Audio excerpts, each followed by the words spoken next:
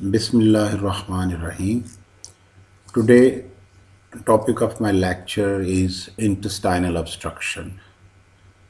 So, at the end of this lecture, all the students should be able to understand what is intestinal obstruction, what are the different types of intestinal obstruction, what is the pathophysiology of intestinal obstruction, and clinical feature of intestinal obstruction.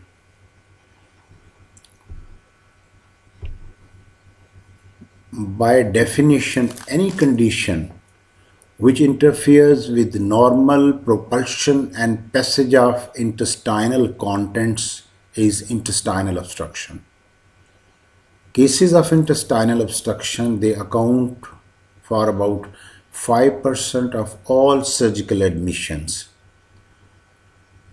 These patients with intestinal obstruction, they are extremely ill patients requiring prompt assessment, resuscitation, and intensive monitoring. So this is important. These patients are critically ill patients.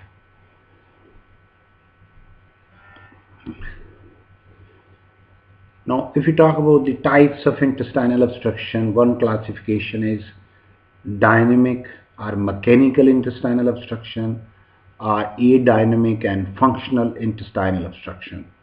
Now, what is dynamic or mechanical intestinal obstruction? In which peristalsis is working against a mechanical obstruction. It may occur in an acute or chronic form. Now, adynamic obstruction, this basically results from the atony of intestine with loss of normal peristalsis. Or it may be present in a non-propulsive form, for example, mesenteric vascular occlusion or pseudo-obstruction, which is also called Ogilvie syndrome. So this is one way to classify the intestinal obstruction. Usually when we say intestinal obstruction, it is the dynamic or mechanical obstruction. But definition wise, this is one way to classify them.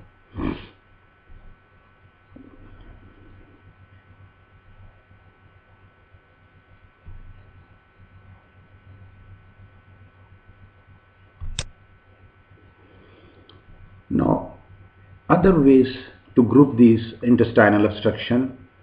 So, as we just in the previous slide we talked about, one grouping is that it is as a mechanical intestinal obstruction or non-mechanical, which is adynamic obstruction.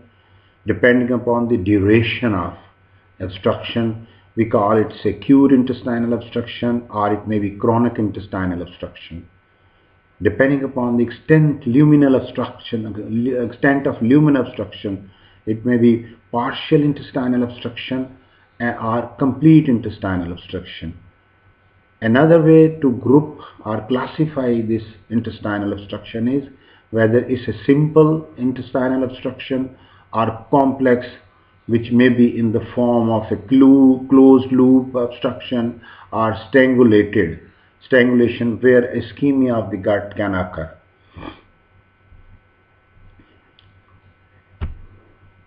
Now, if we talk about causes, what are the different causes of dynamic intestinal obstruction?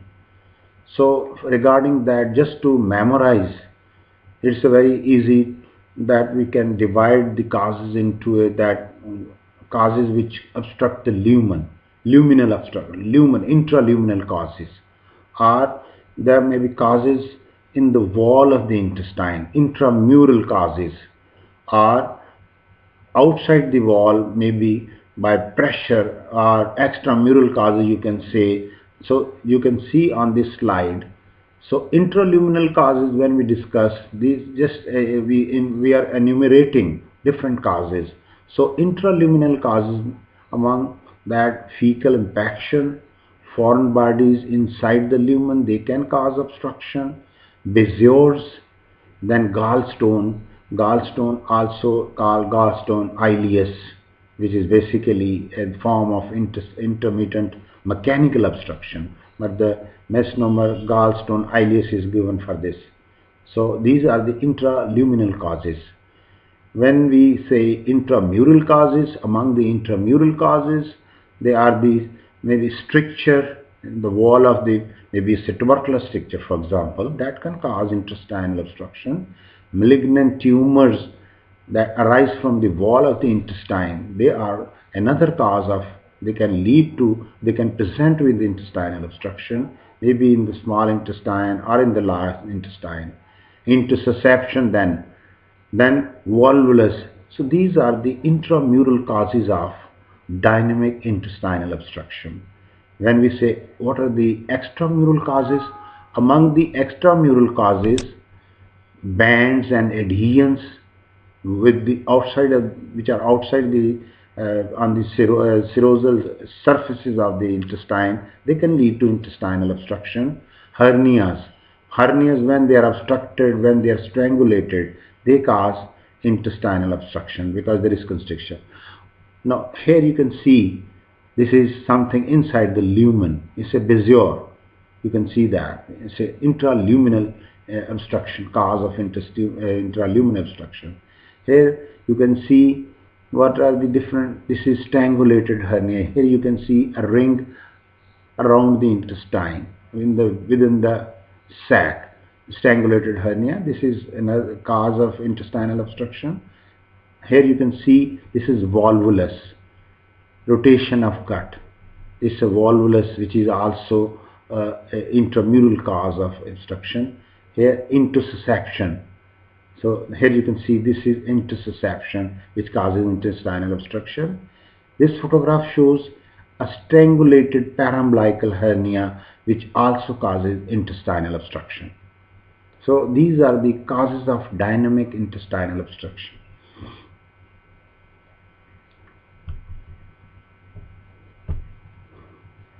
Now when we say adynamic intestinal obstruction, where there is absence of peristalsis in the wall of the intestine, another name for that is paralytic ileus. So in paralytic ileus, basically there is no activity in the wall, that is peristalsis. There is absence of peristalsis, atonia of the gut, paralytic ileus. Another adynamic intestinal obstruction is pseudo-obstruction. Pseudo-obstruction, these are the two types of adynamic intestinal obstruction. Regarding paralytic ileus, you just remember that it is always secondary, because absence of peristalsis, when it occurs, there are a number of causes which lead to paralytic ileus. So peritonitis, electrolyte imbalances. So when the term paralytic ileus is used, remember this is always secondary. This was regarding paralytic ileus.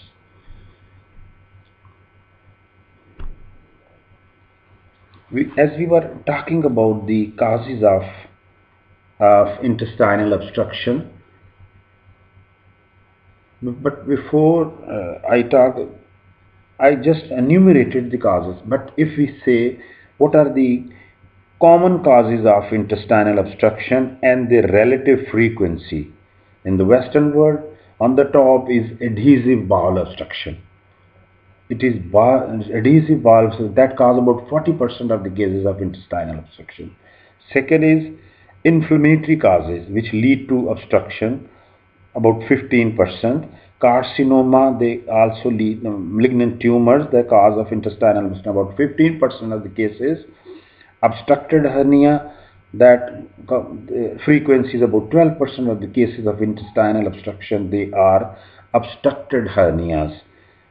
Similarly, pseudo-obstruction about 5%, fecal impaction, luminal obstruction about 8% of the cases, and miscellaneous, we say other causes about 5% of the cases. So if we enumerate which is the commonest cause, it is on the top is adhesive bowel obstruction. Regarding the pathophysiology of the intestinal obstruction, we say irrespective of etiology or acuteness of onset, in dynamic or mechanical obstruction, the bowel proximal to the obstruction dilates and the bowel below the obstruction exhibits normal peristalsis and absorption until it becomes empty and collapses. So this is important. When we were talking, say, what is the pathophysiology?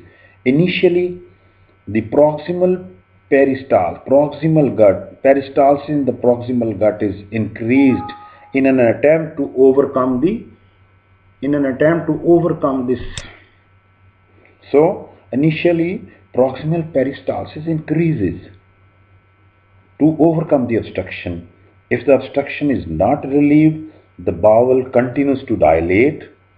Ultimately, there is a reduction in the peristaltic strength, resulting in flaccid. Ultimately, the gut becomes flaccid. It is flaccid and paralyzed if the obstruction is prolonged. So this occurs.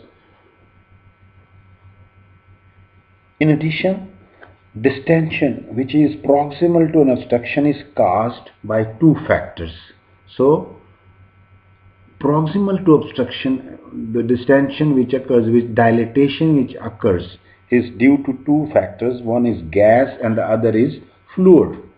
Now, there is a significant overgrowth of both aerobes and anaerobes or anaerobic organisms, resulting in considerable gas production. So, following the reabsorption of oxygen and carbon dioxide, this gas formation occurs within the lumen.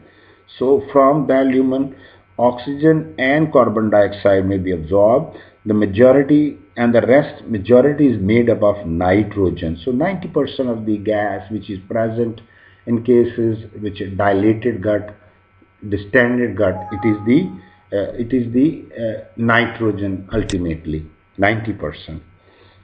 Fluids, fluids which also a cause of distension or dilatation proximal to the obstruction is basically, this is made up of very digestive juices. If you just recall, this saliva is about 500 ml per 24 hours, bile about 500 ml, pancreatic secretions about 5 ml. So a lot of secretion they are produced in the, so that accumulates in the lumen. This accumulates, this all fluids which accumulate, and this results in the gut lumen as absorption by the obstructed gut. Now this gut which is dilated, now this is not absorbing these secretions. Rather, sometimes it is secretes fluid inside the lumen. So there is no absorption of fluid, and these secretions, they pent up and they lead to the distension proximal to the obstruction. Dehydration and electrolyte losses ultimately they occur. Now this accumulation of fluid within the lumen is also sometimes, it is part of third space losses. Sequestration of fluid occurs.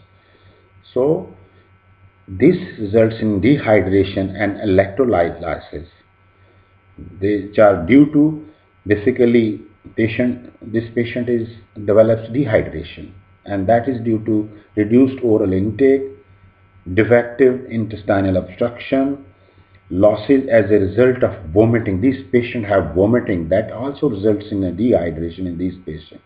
A lot of fluid is sequestered in the bowel lumen. Translation of fluid into the peritoneal also occurs. So these are basically third space losses, and they lead to the dehydration in these patients. So this is basically pathophysiology, how ultimately dehydration and hypovolemia occurs in these patients. This was basic pathophysiology in the patients of intestinal obstruction. Now, if we go on to the clinical features of these patients, if we discuss.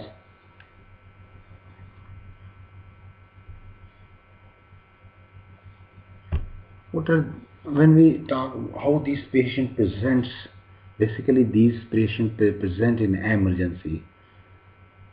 The cardinal feature of intestinal obstruction, number of symptoms, physical signs, they are present in intestinal obstruction. So, four cardinal features of mechanical intestinal obstruction, they are pain, distension, vomiting, and absolute constipation. The nature of this presentation will also be influenced whether the obstruction is complete or incomplete.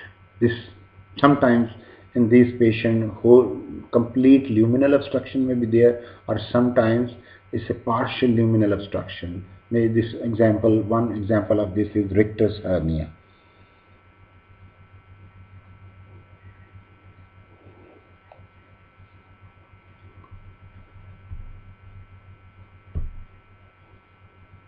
The clinical features vary according to the location of the obstruction, the duration of the obstruction, and the underlying pathology. Presence or absence of intestinal ischemia also alters the clinical features. Now, if symptoms with which these patients they present with, on the top is pain, then distension, then vomiting, and absolute constipation.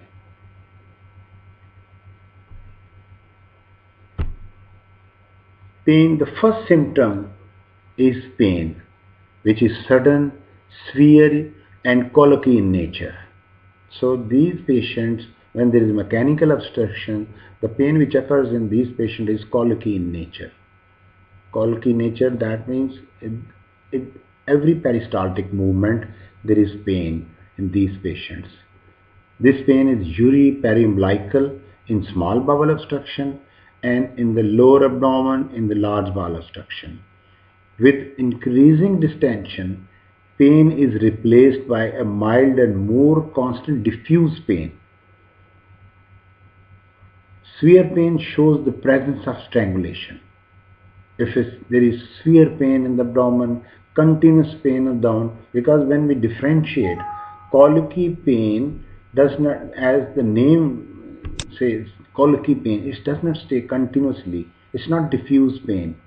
Although you know what is colicky pain, it says severe pain, it is sudden in onset, it comes and goes, it's a waxing and waning pain, and it is always severe pain. But when the character becomes continuous, severe continuous, that shows some ischemia has occurred inside, there is strangulation. So if that severe pain is continuous, it shows ischemia. Beware, the patient whose pain is not controlled with intravenous opiates, you must keep in mind probably there is ischemia has occurred in these patients.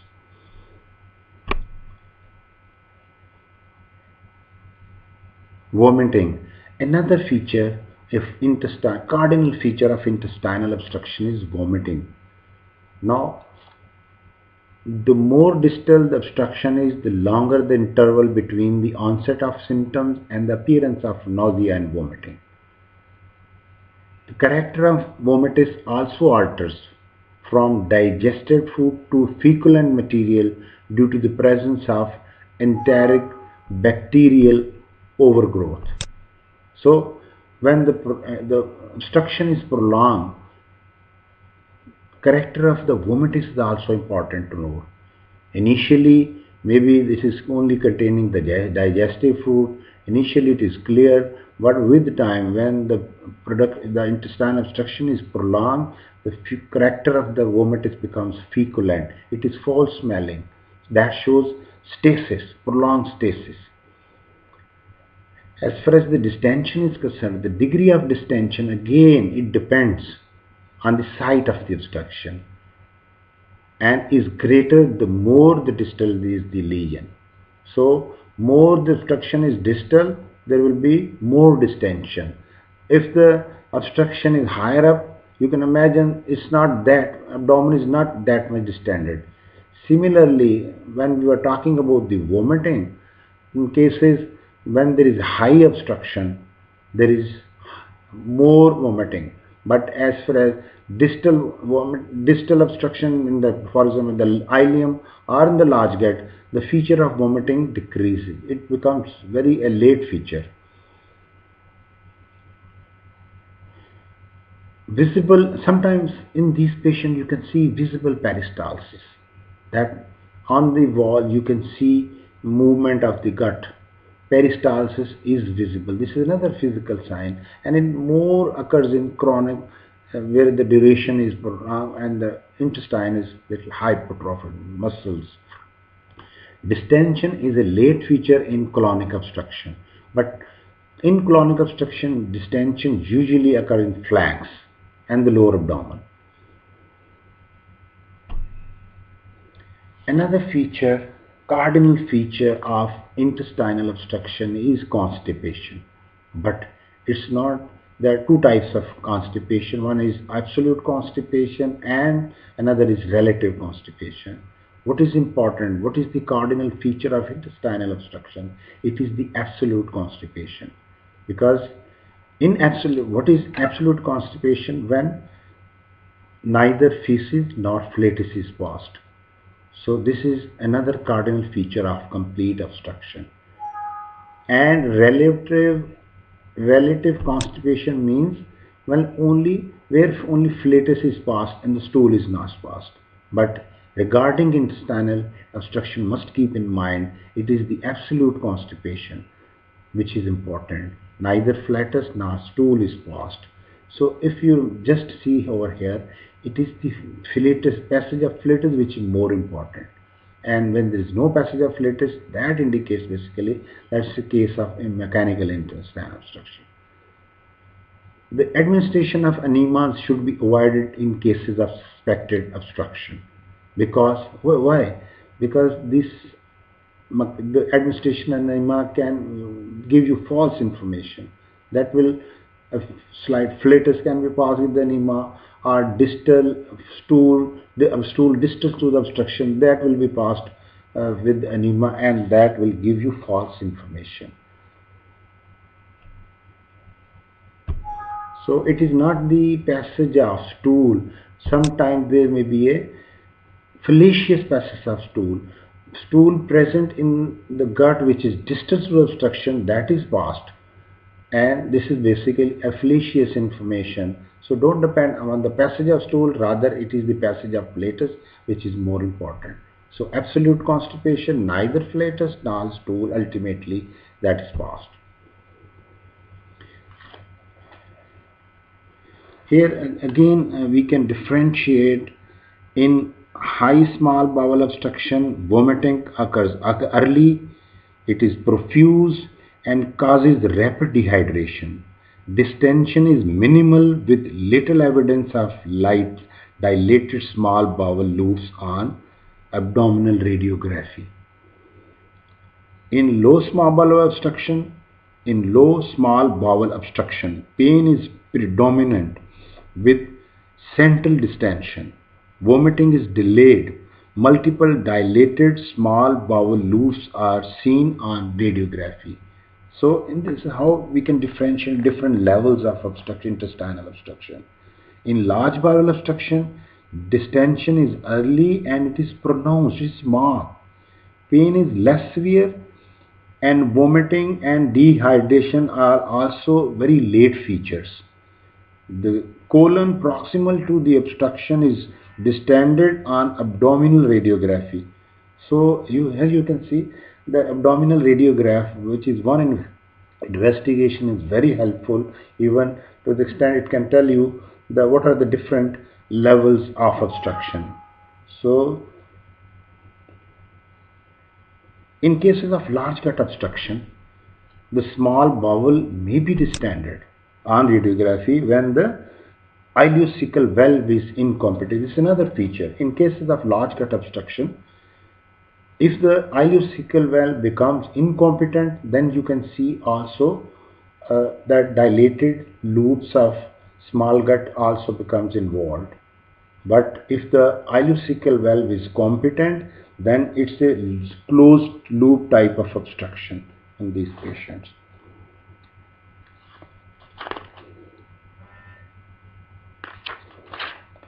So here you can see that the common causes of intersection, the presentation, cardinal clinical feature of acute obstruction, I told you, abdominal pain, distension, vomiting, absolute constipation.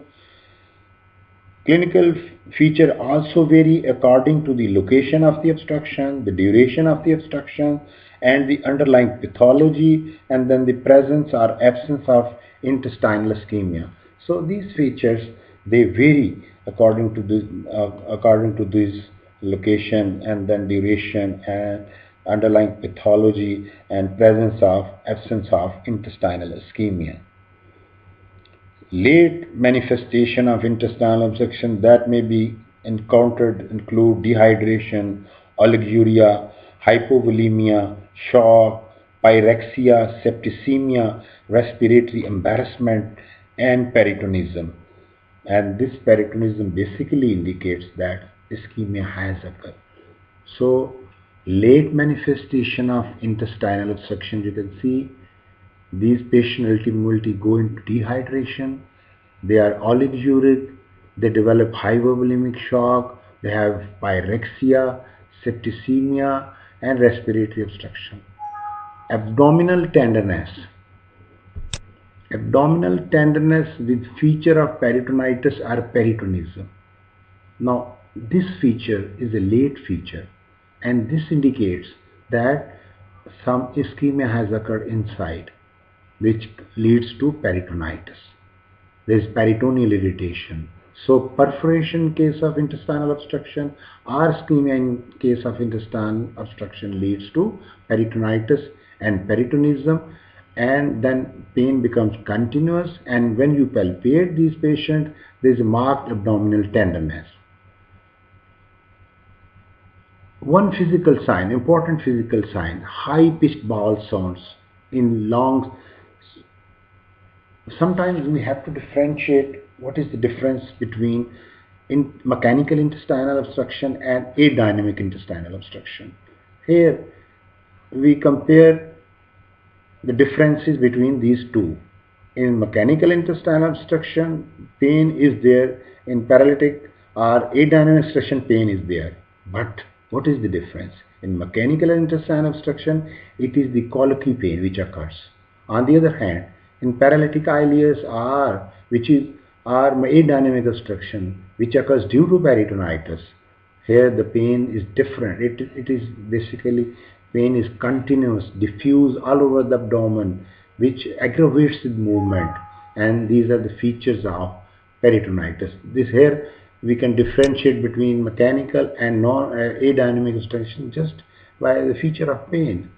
Another difference on examination between mechanical intestinal obstruction and adynamic obstruction is that in intestinal obstruction, mechanical obstruction, if you auscultate, there will be high-pitched bowel sounds. Increased bowel sound is a feature of mechanical intestinal obstruction. When you auscultate, you will listen increased abdominal bowel sounds. While on the other hand, in adynamic patient, a patient with paralytic ileus or patient with peritonitis, here there are no bowel sounds, absent bowel sounds. These are the features which we can, on examination and auscultation of the patient, we can differentiate between mechanical and paralytic ileus, absence of bowel sound in paralytic ileus.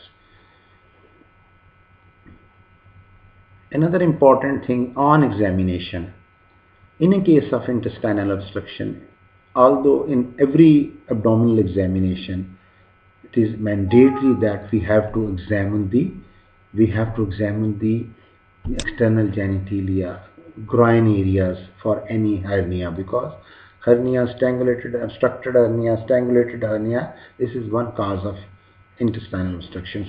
So in all cases of intestinal obstruction, hernial orifices must be examined. Maybe there is a there's a strangulated or obstructed hernia there, and if you don't examine the groin area or the genitalia, you can miss this finding. I describe the feature according to the level of obstruction in a high small bowel obstruction, in low small bowel obstruction. So we can differentiate different features depending upon and what are in the large bowel obstruction. I explained these features and depending upon the location of the obstruction. And so you must look, we are talking about the colon proximal to the obstruction is distended on abdomen. So here you can see in all the three descriptions, it is plain X-ray abdomen, which was very helpful. Proximal intestinal obstruction, which is also called high intestinal obstruction. And what is meant by that? Obstruction at the level of pylorus, obstruction at the level of duodenum, obstruction at the level of upper jejunum. This is basically proximal intestinal obstruction. Low small bowel obstruction means obstruction at the level of ileum. So, and obstruction in the large bowel. So these can be differentiated clinically by noting different features, as I told you. So this is basically, we have just explained the clinical feature, and that was the objective of this lecture. So if you can have any questions, you can ask me on the WhatsApp group. Thank you.